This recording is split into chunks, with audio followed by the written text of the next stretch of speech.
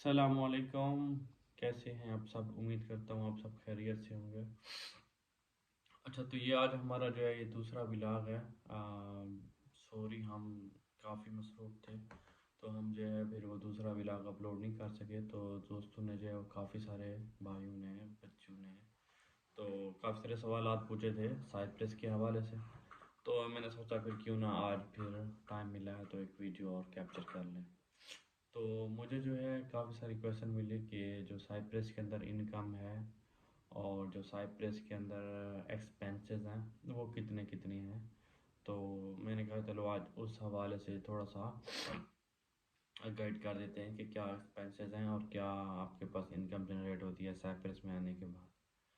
तो नॉर्मली जो हमारे स्टूडेंट हैं वो आपको पता है कि ज़्यादातर उनको वीज़े भी स्टूडेंट के ही मिलते हैं। तो वहाँ से जो है वो विज़िट वीज़े पे आते हैं तो यहाँ आके फिर वीज़ा एक्सेप्ट करवाते हैं। तो याद रखिएगा कि पहले 6 मंथ जो है ऑफिशियल आपको जो है वो काम अलाउ नहीं होता, ठीक है, गवर्नमेंट की तरफ से। तो अगर कोई चोरी चोरी काम मिल भी जाता है, अक्सर मिल जाता है वैसे तो खैर, लेकिन वो ऑफिशियल नहीं होता और ना फिर उसके पीछे कोई सिक्योरिटी होती है कि आप सिक्योर हैं या नहीं हैं। तो कुछ लाख रहते हैं लोग, कुछ नहीं रखते। तो वो जो है साइप्रस के अंदर एक नंबर चलता है, सोशल सिक्योरिटी नंबर। तो वो इमिग्रेशन वाले लेबर हाउस से फिर वो हमें उसको मतलब 6 महीने के बाद मिलता है हमें वो नंबर, सोशल सिक्योरिटी नंबर उसको बोलते हैं। तो उस मिलने के बाद फिर जो है हम साइप्रस के अंदर जो है वो काम ठीक ठाक तरीके से कर सकते हैं। तो ये एक प्रोसेस है जिसके थ्रू इनके हम इनकम को मतलब लेने के काबिल होते हैं। अदरवाइज ऐसे फिर हमें पहले वेट करना पड़ता है ऑफिशियल तौर पे 6 महीने पहले। तो वो मिलने के बाद हमें काम अलाउ होता है। तो उससे पहले अगर बात करूँ तो भी अगर कुछ जो लोग काम करते हैं तो वो नॉर्मली कुछ उनमें से हैं जो डिलीवरी कर देते हैं, डिलीवरी का काम शुरू कर देते हैं। तो डिलीवरी का काम में ये है, कुछ लोग साइकिल ले लेते हैं, इलेक्ट्रिक साइकिल का इधर काफ़ी कंसेप्ट आजकल चल रहा है। तो उसके ऊपर ये है कि फिर आप डिलीवरी कर सकते हैं। तो मतलब वो भी ठीक ही है, बस क्या कह सकते हैं। तो और उसके लिए एक को लाइसेंस भी नहीं चाहिए होता साइकिल के लिए। तो बाइक के लिए फिर लाइसेंस का मसला होता है, तो फिर उसके लिए फिर डेफिनेटली आपके पास और दूसरे भी प्रॉब्लम होते हैं। जैसे पुलिस ने कहीं पकड़ लिया तो वो जुर्माना इतना करते हैं कि जो आपने पूरे महीने में भी नहीं कमाया होता। तो इसके लिए फिर वो कुछ लोग डिलीवरी की तरफ नहीं जाते। तो दूसरे जो काम करते हैं तो फिर आ, वो भी मतलब किसी को शॉप मिल गया, किसी को रेस्टोरेंट मिल गया, तो छोटे मोटे इस तरह के काम मिल जाते हैं। तो नॉर्मली वहाँ पे जो एक्सपेक्टेड इनकम है वो तकरीबन है हमारे पास 1,000 यूरो, नॉर्मल बता रहा हूँ। और उससे ऊपर नीचे हो सकता है 200, 200, 300 यूरो ऊपर, 300 यूरो तक नीचे, यानी कि 700, 800 या 10 मतलब 1,000 या 1100, 1100, 1200 तक जो आपको एक्सपेक्टेड इनकम जनरेट कर देते हैं with 8 to 9 hour works per day. इनकी आपको काम इधर इतना टाइम करना पड़ेगा। तो उसके बाद ही फिर आप जो है इस काबिल हो जाएंगे कि आप पर मंथ का जो है वो 1,000 तक जनरेट कर सकते हैं। तो कुछ लोग फिर टाइमिंग के हवाले से भी रख लेते हैं, यानी कि वो कहते हैं कि हमें पर आवर्स के हिसाब से हम आपको रख रहे हैं। तो नॉर्मल जो इनकम है पर आवर के हिसाब से तो वो 4 यूरो से 5 यूरो के दरमियान चलती है इधर। और फिर उसके अकॉर्डिंग प्रोसीड करते हैं। कुछ मंथली पे रखते हैं कि मंथली हम आपको इतना देंगे, कुछ फिर वीकली रखते हैं। तो मैं आपको जो है आगे लेके चलूँगा 1,000 एवरेज इनकम से। तो अब जिसकी एवरेज इनकम जो है वो 1,000 यूरो है, तब उसके एक्सपेंसेस कितने हैं, अब ये चीज़ हमने देखनी है। तो एक्सपेंस की अगर बात करूँ तो जो सबसे बड़ा एक एक्सपेंसेस का मसला होता है वो होता है अकोमोडेशन का। नॉर्मली तो आपसे थोड़ा सा टाइम पहले अकोमोडेशन बिल्कुल मिलती भी नहीं थी। तो अब यह कि कुछ टाइम बाद की बात अगर करूँ तो अब जो है अकोमोडेशन अब मिल जाती है।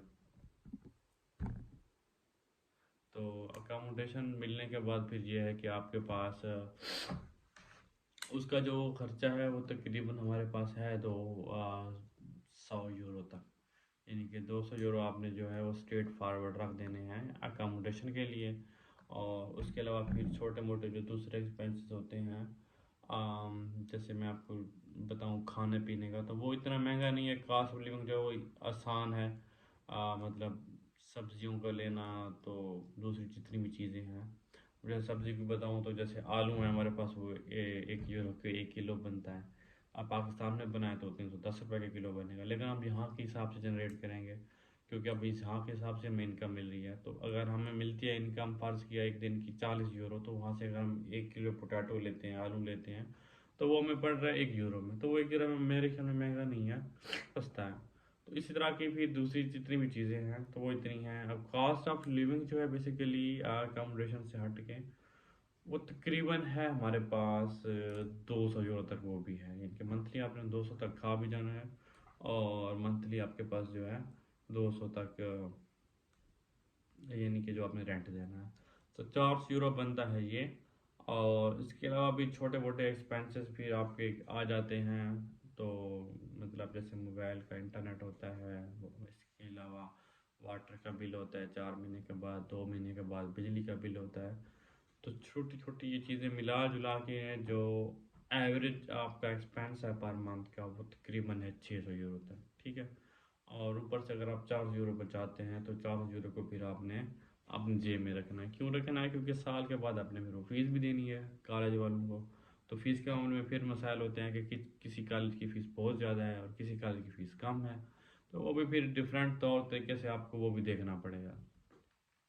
तो तकरीबन मेरे ख्याल में 3,000 तक है नेक्स्ट ईयर की फ़ीस, इनके आने के बाद अगर जब नेक्स्ट ईयर की फ़ीस देंगे तो नेक्स्ट ईयर आप 6,000 जो है अपना, सॉरी 3,000 जो है वो कॉलेज वालों के लिए भी रखना है। तो अगर आप पर मंथ के हिसाब से 400 बजाते हैं तो 12 चौक कितना होता है, 3600। तो 3600 से फिर आपने क्या करना है, आ, सीधा सीधा आपने 3,000 देना है अगले साल कॉलेज को, वहाँ से बचेगा आपको सिर्फ और सिर्फ 600। तो ये आपकी जो है वो एक साल की एक्सपेक्टेड इनकम होगी आफ्टर हार्ड वर्क। तो बहरहाल डिग्रेड नहीं कर रहे, मकसद ये है कि आपको सारे एक्सपेंसेस जो हैं वो यहाँ पे जो होंगे आपके वो बता रहे हैं। तो ये सारी चीज़ें होती हैं जो हमें देखनी पड़ती हैं वक्त से पहले, किसी भी कंट्री में जाने से पहले ये चीज़ें, ताकि हमें पता हो कि क्या हम वहाँ पे क्या करने जा रहे हैं, क्यों जा रहे हैं। तो लेकिन ये है कि फिर अगर बंदा हार्ड वर्क करता है, एक दो जॉब करे और साइड में साइड टाइम कुछ ना कुछ दूसरी अपनी तरफ से कोई ना कोई एक्टिविटी करना स्टार्ट करें तो बचा सकता है। बाकी इनकम जो है वो भी ठीक ठाक है। और बाकी जो खर्चे मैंने बताए ये मैक्सिमम स्टेज पे बताए, बंदा इसको मिनिमाइज भी कर सकता है। तो बाकी लाइफ बड़ी मज़े की है, पुरसुकून है, ज़िंदगी बड़े मज़े की है, सब कुछ परफेक्ट चल रहा है, अल्लाह का शुक्र है अभी तो बाकी नेक्स्ट वीडियो फिर मैं, वो लड़कों ने पूछा था कि अगर वो बताएं कि फाउंडेशन के हवाले से, तो इंशाल्लाह नेक्स्ट वीडियो जो है हम उसके ऊपर भी लाएंगे और वो इंशाल्लाह जल्दी ही लाएंगे अल्लाह की तरफ से। ओके, तो वीडियो काफ़ी लंबी हो गई है तो फिर दीजिए इजाज़त, मिलते हैं नेक्स्ट वीडियो में, तब तक के लिए अल्लाह हाफिज़।